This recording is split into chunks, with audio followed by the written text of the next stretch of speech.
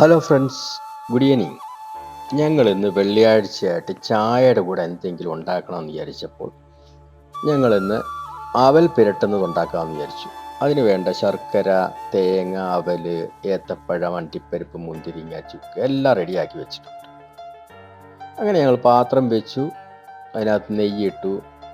നെയ്ക്കകത്ത് അണ്ടിപ്പരിപ്പും കടലപ്പരിപ്പും ഇട്ട് മൂപ്പിച്ച് സൈഡ് മാറ്റി വെച്ചിട്ടുണ്ട്.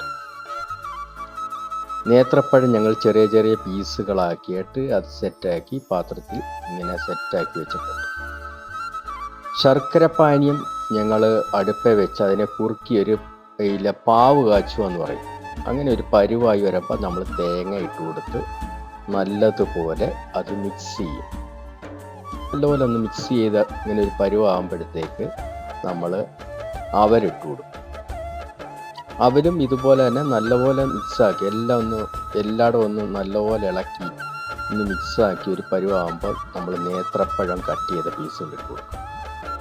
അതിൻ്റെ കൂടെ തന്നെ നമ്മൾ നെയ്യിൽ മൂപ്പിച്ച അണ്ടിപ്പരിപ്പും കടലയും എല്ലാം ഇങ്ങനെ ഇട്ട് കൊടുക്കുക. അതിൻ്റെ കൂടെ ഞങ്ങൾ ഈ മുന്തിരിങ്ങ മൂപ്പിച്ചിട്ടില്ല കേട്ടോ.